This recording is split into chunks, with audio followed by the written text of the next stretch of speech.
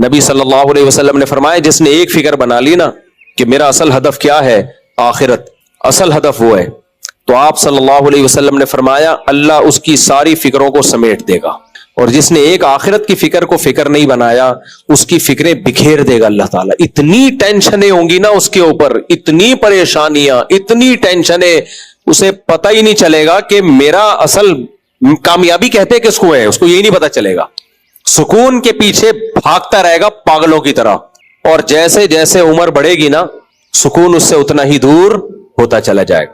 دیکھو دنیا پرس آدمی جس نے آخرت کو ہدف نہ بنایا ہو، اس کی نظر میں کامیابی کی ڈیفینیشن کیا ہے؟ مال مل جائے اور شہرت اور عزت۔ کیا خیال ہے؟ یہ تین چیزیں مل جائیں، یہی ہے نا؟ اور ان تینوں چیزوں سے مقصد کیا ہے؟ سکون ہوگا، یہ اس کو لذت ان تین چیزوں میں ہوتی ہے۔ مال سے کیا ہوگا؟ عیاشی کرے گا، ایسا ہی ہے نا؟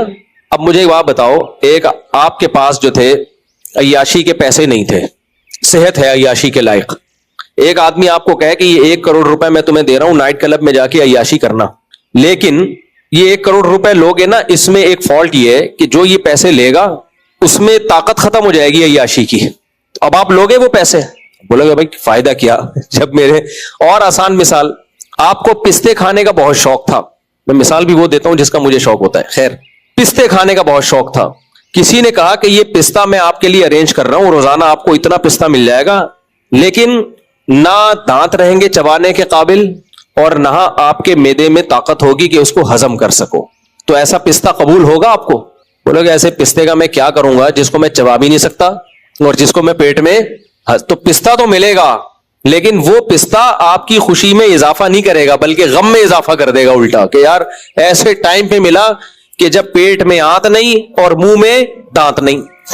ہوتا یہ ہے کہ دنیا پرس آدمی جو دنیا کو ہدف بناتا ہے تو ایک وقت تک تو اللہ اگر چاہے اس کو عیاشی مل جاتی ہے، لیکن 2 خوف اس پر ایسے مسلط ہوتے ہیں نا جو اسے گھن کی طرح، دیمک کی طرح چاٹتے ہیں اس کو، ایک بڑھاپا اور ایک موت کا خوف۔ یہ 2 خوف اللہ نے ایسے لگا دیے جس سے کوئی انسان بچ نہیں سکتا۔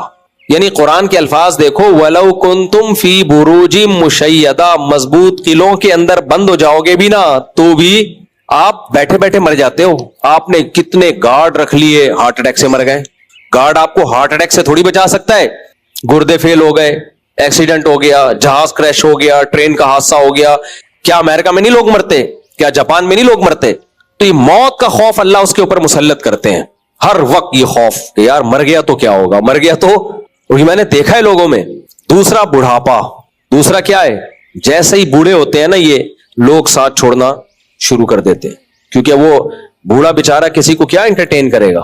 آپ کے پوتے نواسے ہیں تو وہ تو کسی، آج کل تو وہ بھی نہیں پوچھتے، بے دین جو ہوتے ہیں، تو وہ جوانی ختم، وہ دولت ہے لیکن نہ کھا سکتے ہیں، نہ پہن سکتے ہیں، نہ پی سکتے ہیں، اور آہستہ آہستہ وہ بڑھاپا بتا رہا ہوتا ہے کہ اب تیرا ٹائم آ گیا۔ یہ 2 خوف انسان کو ایسا مارتے ہیں نا، ایسا ٹینشن دیتے ہیں کہ یہ مصنوعی خوشیاں لے رہے ہوتے ہیں۔ ہم نے جو اوریجنل خوش ہے نا وہ صرف اللہ والوں کو ہی دیکھا ہے۔ اچھا بہت سے لوگ یہ سمجھتے ہیں کہ ہم خوش ہیں، ہمیں کوئی پریشانی نہیں، ہم تو بڑی لائف کو انجوائے کر رہے ہیں، ایسا ہوتا نہیں ہے۔ انہوں نے خوش لوگ دیکھے نہیں ہوتے، اصل میں اپنی جیسے ٹینشنوں میں گھرے ہوئے لوگ دیکھے ہوتے ہیں تو وہ سمجھتے ہیں کہ خوشی اسی کا نام ہے۔ تو کبھی کچھ ٹینشن فری لوگوں کے ساتھ ٹائم گزارے نا، ہم نے گزارا ہے اس لیے میں کہہ رہا ہوں، ہم نے کالج کا دور بھی دیکھا ہے اور مدرسے میں بزرگوں کے ساتھ بھی ٹائم گزارا ہے، تو دونوں کو کمپیئر کیا ہے ہم نے، کچھ نہ ہوتے ہوئے بھی خوش ہیں اور وہ طبقہ سب کچھ ہوتا ہوا بھی پریشان ہے۔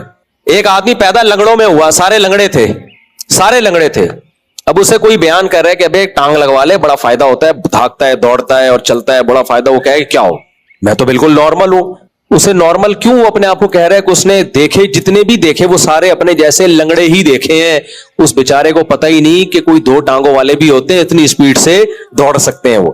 تو آج لوگ اتنی ٹینشنوں میں، اتنی پریشانیوں میں گھرے ہوئے ہیں کہ ان کو بھول گئے ہیں کہ ٹینشن فری زندگی بھی کوئی چیز ہوتی ہے، خوشی والی زندگی بھی کوئی چیز ہوتی ہے۔ یہ ان کی زندگی سے یہ نکل گئی ہے یہ چیز، اتنی پریشانیاں ہیں، وہ سمجھتے ہیں یہی نارمل لائف ہے۔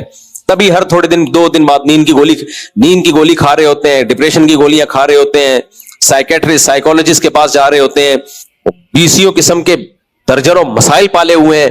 تو مجھے تو جو دنیا دار لوگ ہیں نا ان میں بیٹھ کے اندازہ ہوتا ہے کہ بھائی ان بیچاروں کو پتہ ہی نہیں ہے کہ اصل میں ریلیکس ہونا کسے کہتے ہیں؟ شراب پی کے جو سکون ملتا ہے وہ سکون تھوڑی ہے بھائی، وہ تو وقتی طور پر ریلیکس ہو گئے آپ وقتی طور پر ایک تھوڑا سا آپ کو وہ مل گیا، اس کو سکون تھوڑی کہتے ہیں۔ تو خیر کہاں سے کام میں تو یہ ٹاپک نہیں تھا، لیکن ہم کدھر کو نکل لیے۔ تو مسلمان کیا کرتا ہے؟ قرآن کیا کہتا ہے؟ ان الانسان خلق ہلوعا اذا مسہ الشر جزوعا، جو صحیح مسلمان نہیں ہے، جس کا اللہ پہ ایمان نہیں ہے، وہ کامیاب لائف گزار ہی نہیں سکتا۔ جب اسے غم ہوتا ہے ڈپریشن میں جاتا ہے، اور خوشی ہوتی ہے تو اترانے لگتا ہے۔